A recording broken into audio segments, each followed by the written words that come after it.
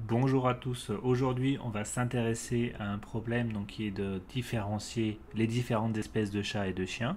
Donc, il y a un problème qui est beaucoup plus compliqué que celui de la vidéo précédente où on différenciait seulement les chats et les chiens. Puisque quand on différencie les chats et les chiens, d'emblée, on a 50% de chances de trouver le bon résultat. Alors que quand on va différencier aujourd'hui 35 espèces de chats et de chiens, c'est beaucoup plus difficile de trouver le bon résultat. Mais vous allez voir qu'on va y arriver quand même. Et ça va être intéressant parce qu'on va aller un peu plus loin sur le réglage plus fin des réseaux de neurones qu'on n'avait pas encore abordé dans les vidéos précédentes. Donc les étapes, ça va être télécharger les données, préparer les données, choisir le réseau de neurones. Je tue un peu le suspense, ça va être les mêmes que d'habitude. On va prendre un ResNet 34 et on va ensuite entraîner ce réseau de neurones et ensuite on va faire les réglages plus fins. On va s'attarder un petit peu là-dessus parce que c'est assez important. Donc on commence tout de suite avec le téléchargement. Le téléchargement se fait comme d'habitude, donc avec la librairie FastAI, on a accès à une base de données avec des chats et des chiens, donc qui s'appelle url.pets. On regarde tout de suite ce qu'il y a dans ce chemin qu'on vient de télécharger. Donc on a deux fichiers, donc on regarde un peu ce qui se passe dans le fichier images, puisque c'est là qu'on imagine que les images se trouvent. Et hop, bingo, on voit les images ici. Donc on est un petit peu moins bien loti que dans la vidéo précédente parce que cette fois les images ne sont pas dans des fichiers qui portent le nom des catégories à classer. Donc il y a un petit peu de travail à faire avant de donner les informations, avant de donner les images au réseau de neurones. Donc pour ça, on crée un fichier, une liste qui comprend tous les noms des images qui sont comprises dans ce fichier, dans ce répertoire. Donc on voit ici, on a cette liste avec tous les noms des images. Et en fait, on peut prendre. Donc ici, on a la liste en fait. On avait la liste avec tous les chemins d'accès aux images. Et ce qu'on peut faire ici, c'est qu'on peut prendre. On part de cette liste fnames et on fait une list comprehension, une compréhension de liste pour arriver à avoir la liste avec juste les noms des fichiers, donc sans l'arborescence qui correspond. Et on voit ici qu'on peut retrouver le nom de chaque espèce qui est en fait le début juste avant le underscore. Donc en fait on peut séparer, on repart de cette liste qu'on vient d'avoir et on rajoute, en fait on sépare par, on peut séparer par l'underscore. Et donc on peut regarder ce que ça donne tout de suite. Ça nous donne une liste avec juste les noms des catégories. Donc c'est une technique que j'aime bien. On peut aussi faire avec des expressions régulières, mais je trouve qu'on voit assez bien ce qui se passe avec cette technique-là. Donc du coup, une fois que j'ai les deux listes, j'ai une liste j'ai une liste avec tous les noms des fichiers et une liste avec toutes les espèces correspondantes que je viens de créer. Et donc je peux créer une data frame avec pandas qui comprend, donc qui est juste un tableau tout simplement, avec les noms des fichiers et les noms des labels correspondants. Et du coup, on avait déjà vu dans la vidéo précédente qu'une fois qu'on a cette data frame, c'est assez facile d'avoir les labels, c'est assez facile de préparer la base de données. Ça se fait avec la fonction from data frame comme ça. Donc on peut créer ce qu'on appelle un objet data bunch avec une seule ligne de commande comme ça, comme on avait fait dans les vidéos précédentes. C'est une ligne qui est un petit peu compliquée, mais vous en faites pas si vous ne comprenez pas 100% de ce qui se passe dans cette ligne. Juste copier là, copier-coller et vous verrez au fur et à mesure. Faut pas que ça vous attarde, que ça vous retarde trop en fait d'essayer de tout comprendre dans le détail ce qui se passe ici. Juste copier-coller à chaque fois cette ligne et vous verrez au fur et à mesure que vous allez vous habituer et ça va venir naturellement. Donc cette ligne quand même, je vous explique rapidement ce qu'il y a dedans. Donc on crée from data frame, donc on crée en utilisant les labels de la data frame. On utilise le chemin d'image, le chemin d'accès qu'on avait spécifié initialement où sont les images. Les labels sont ici.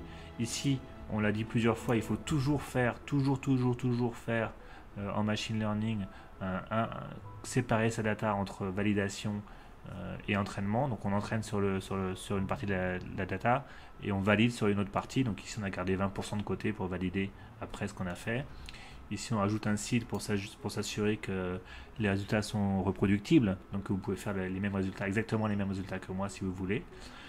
Ici, on ajoute des transformations. Donc ça, c'est la partie qui est vraiment qu'il faut pas s'attarder trop dessus. Mais bon, on fait des transformations, c'est-à-dire on fait des petites modifications de taille. On modifie la taille de l'image parce que 224, c'est une taille d'image qui fonctionne bien sur la zone neurone à convolution en général. Donc retenez ce chiffre de 224. Et on normalise parce que les images ne sont pas forcément éclairées pareil, etc. Donc ça, c'est quelque chose qu'on fait toujours en vision, c'est qu'on va avoir des images qui sont à peu près, qui ont le même écart type, qui ont la même moyenne et le même écart type. Et c'est seulement dans ces conditions-là que les réseaux de neurones peuvent bien s'entraîner. Une fois qu'on a fait ça, on peut jeter un coup d'œil à la data. Donc on a nos images. C'est toujours important de regarder de jeter un petit coup d'œil à la data pour vérifier qu'il n'y a pas de problème, pour vérifier qu'il n'y a pas qu'il n'y a pas du texte dessus, etc., des problèmes de taille, tout ça. Donc ici on voit, moi je suis pas du tout un spécialiste sur les chats et les chiens. Moi je vois juste ici un japonais, oui, ça je crois que je connais. Remarque, on voit pas si c'est un chat ou un chien, c'est un chien je crois, je suis pas sûr, si c'est un chien. Ici, bon le chat, c'est le chat des pharaons, donc l'Égyptien, il porte bien son nom. Et le reste je connais pas trop. Je connais Saint Bernard, mais Saint je connais pas. Et donc ici j'ai listé les classes. Donc data.class classes permet de voir toutes les classes qu'on a, donc les 35 classes. Et ici on peut voir aussi avec data.c, on voit le nombre de classes. Et ici on peut voir la taille de la base de données.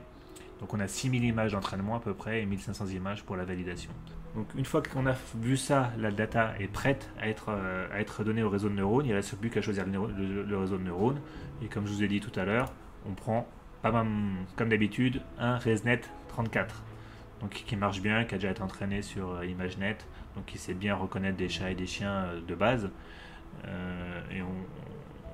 Une fois qu'on a le réseau, en fait, on peut l'entraîner. On a le réseau et la data, donc on peut entraîner. Donc il suffit pour ça d'utiliser la fonction fit1cycle. Et on fait, comme d'habitude, on fait 4 cycles, c'est-à-dire 4 époques, c'est-à-dire 4 passages sur l'ensemble de la donnée. Et donc on voit les passages et on voit qu'on arrive déjà à 93% de précision, ce qui est vraiment pas mal. Il faut savoir qu'il y a quelques années, en fait, juste sur chat et chien, si on arrive à 80% de précision, c'était super. Maintenant, on arrive à 93% sur les espèces de chats et de chiens en juste quelques minutes. On voit que l'entraînement a duré même pas 10 minutes. Donc je sauvegarde ce réseau. Et après, ce qu'on peut faire, c'est qu'on peut analyser les résultats. On l'avait déjà fait un petit peu dans les vidéos précédentes. Donc on a un objet, on peut créer un objet ici qui interprète les résultats. Et on peut regarder la matrice de confusion. Donc sur la matrice de confusion, je vous rappelle vite fait, vous voyez que sur la diagonale, en fait, c'est toutes les bonnes réponses qu'on a. Donc à gauche, c'est les images, donc les labels qui correspondent aux images. En bas, c'est qu'est-ce qu'on a prédit, qu'est-ce que notre modèle a prédit. Donc ça, bien sûr, c'est sur le jeu de validation, tout ça. Et donc quand on est sur la diagonale, ça veut dire que ce qui a été les bons labels ont été prédits par notre modèle. Et donc les erreurs, en fait, et tout ce qui est autour de la diagonale. Et la matrice de confusion, quand on a beaucoup de classes comme ça, c'est assez difficile de la voir comme ça. Donc ce qu'on peut faire, c'est most confused. Et on met un minimum ici, donc au moins 4 erreurs par exemple, puisqu'on voit tout le reste, il y a quand même beaucoup de zéros. Et là on voit les espèces qui sont les plus difficiles à catégoriser par notre réseau. Et donc moi je suis pas un spécialiste, comme je vous ai dit, mais on peut voir ici que les birmans et les ragdoll sont assez difficiles à séparer. Donc j'imagine qu'ils ont des caractéristiques communes. Donc après on peut aller... les spécialistes du domaine peuvent aller un peu plus loin et peuvent regarder, essayer d'expliquer pourquoi est-ce qu'on n'arrive pas à les différencier, etc. Alors maintenant, ce qu'on va faire, c'est qu'on va rendre notre modèle encore meilleur. Alors comment est-ce qu'on peut faire ça? On peut faire ça en utilisant des réglages plus fins des paramètres. Pour l'instant, on a fait 4 époques, 4 cycles, et l'entraînement a été très rapide. Et la raison pour laquelle ça a été très rapide, c'est parce qu'on a utilisé une petite astuce. Les réseaux de neurones, on le verra beaucoup plus tard à quoi ça correspond, mais en fait il faut savoir qu'ils ont beaucoup de couches, et ce qu'on a fait, c'est qu'on a juste rajouté quelques couches supplémentaires à la fin du réseau, et on a juste entraîné ces couches supplémentaires. Et ce qu'on a fait, c'est qu'on a gardé tout le reste du réseau, on n'y a pas touché, et c'est pour ça que ça a été aussi rapide. Et quand on veut créer un classifier qui va classifier des images qui sont assez proches des images sur lesquelles le réseau de base, le réseau pré-entraîné, a lui-même été entraîné, cette technique marche très très bien. Mais ce qu'on veut faire maintenant, c'est on veut entraîner le modèle dans son intégralité. Et on utilise quasiment tout le temps un processus en 2 étapes. Donc quand on a utilisé tout à l'heure la fonction fit1cycle sur notre réseau, par défaut, il va garder le modèle gelé. Et donc si on veut entraîner le réseau dans son intégralité, on doit utiliser la fonction unfreeze. Donc je vous montre ça dans le réglage plus fin, on a la fonction unfreeze. Donc unfreeze, c'est la fonction qu'on appelle quand on veut entraîner le modèle dans son intégralité. Et après ça, on peut à nouveau appeler la fonction fit1cycle pour se remettre à entraîner le réseau. Mais vous voyez que si on fait ça, on l'a fait d'ailleurs, ça a été assez rapide aussi, ça a pris que 2 minutes, mais le problème c'est qu'on voit que la précision a beaucoup descendu. Alors pourquoi ça? Eh bien pour comprendre, il va falloir regarder un petit peu plus en détail comment fonctionnent les différentes couches des réseaux à convolution.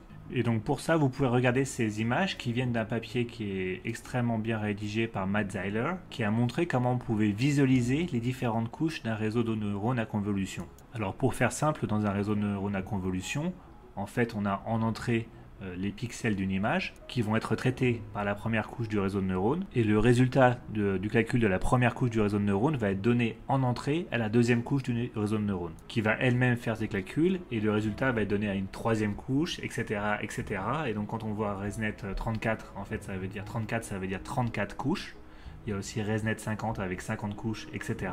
Mais commençons par regarder d'abord la première couche. La première couche, c'est donc une couche de convolution, et on peut visualiser ce qui sort de cette couche. On peut créer une image qui montre quels sont les coefficients de cette convolution. En fait, il y en a plusieurs douzaines sur la première couche à elle seule, donc on va pas tout montrer, on va juste en montrer 9 au hasard. Et on voit que c'est des filtres en fait qui arrivent à trouver des petites diagonales en fait, des petits gradients de couleurs sur des points, sur des zones particulières de l'image. Et donc ça, c'est la première couche du réseau de neurones. Et ensuite, on peut voir aussi la deuxième couche. Donc là, ça devient un petit peu compliqué, et on voit que la deuxième couche en fait arrive à détecter un petit peu les coins. Si vous regardez en bas à droite, on détecte des petits coins. On peut trouver aussi des cercles, des petits cercles, des arrondis, etc., etc.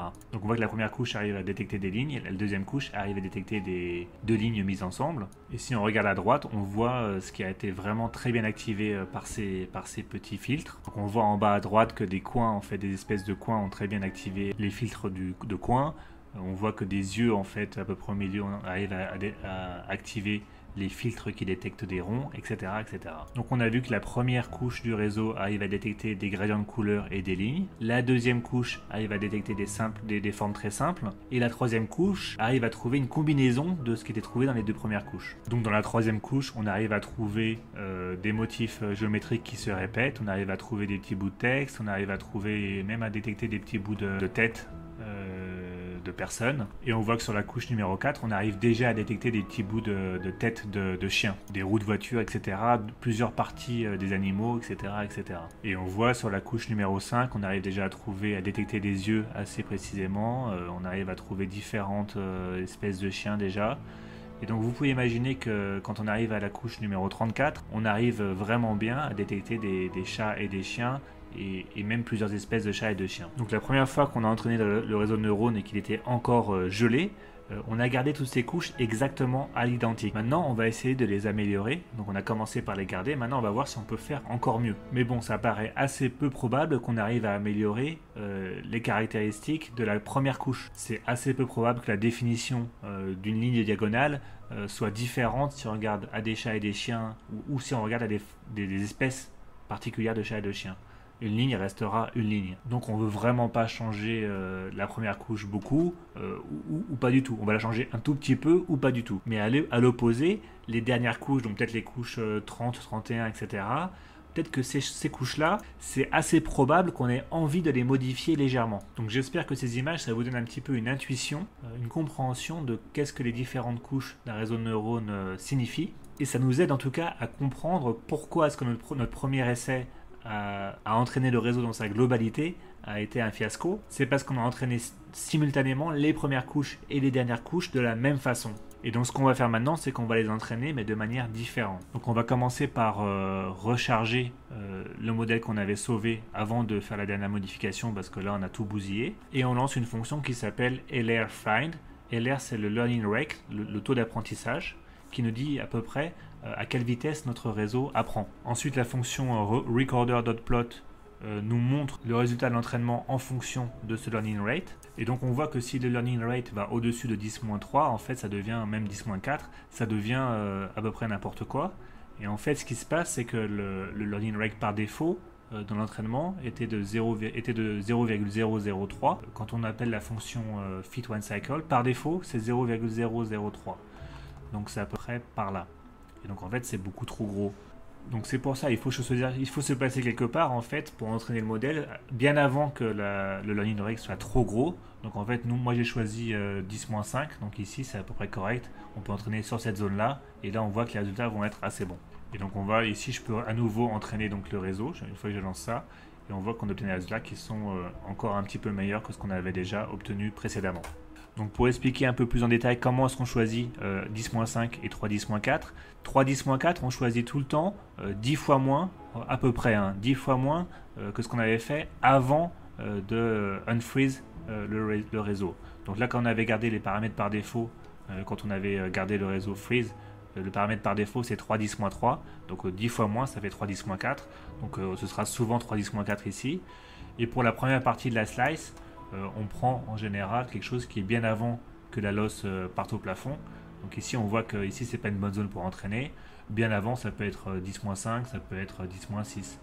Si on prend 10-6, ça va entraîner beaucoup plus lentement, donc moi j'ai pris 10-5. Et on peut aussi essayer de voir en détail ce que fait la fonction slice. En fait ici on voit que notre réseau, mon réseau, est découpé en 3 groupes de couches. Et donc les premières couches vont être entraînées à 10-5, donc ce qu'on avait mis à gauche de la slice. Les dernières couches vont être entraînées à 3-10-4, donc ce qu'on a mis à droite de la slice. Et les couches intermédiaires vont être entraînées à un nombre intermédiaire pour le learning rate. Et vous comprenez que si on avait plus que 3 groupes de couches, eh bien on aurait plus de learning rate intermédiaire. Mais vous n'avez pas besoin de faire ça, j'ai juste fait ça pour vous montrer, pour visualiser ce que fait la fonction slice. Vous pouvez essayer plusieurs valeurs, vous obtiendrez des résultats différents, peut-être meilleurs même que moi, je pense qu'on peut arriver à 94, peut-être 95% de précision sur ce modèle. Et voilà, donc si vous faites un entraînement en 2 étapes comme on a fait aujourd'hui sur la plupart des databases, vous allez arriver à avoir des résultats qui sont plutôt pas mal, qui sont souvent dans le top 10% sur Kaggle. Et pour avoir des résultats encore meilleurs, vous pouvez par exemple utiliser ResNet 50 à la place de ResNet 34. ResNet 34, donc ResNet 50, vous allez avoir encore plus de couches et un résultat encore meilleur. Donc le but du jeu, comme je l'ai dit un peu plus tôt dans la vidéo, c'est pas de comprendre chaque ligne de code en détail, c'est d'avoir une bonne idée de comment faire marcher votre code, donc avoir un code qui fonctionne et comment obtenir des bons résultats. Donc le but du jeu, c'est de jouer un petit peu avec les chiffres, de comprendre quels sont les chiffres qui sont utilisés le plus souvent. Par exemple ici 4 époques c'est bien, 224 pour la taille des images c'est bien, unfreeze c'est bien, etc., etc. Vous allez apprendre en fait comme ça à être un meilleur praticien du machine learning. Voilà, j'espère que la vidéo vous a plu et je vous souhaite bien du plaisir à réaliser vos modèles et à très bientôt pour la prochaine vidéo.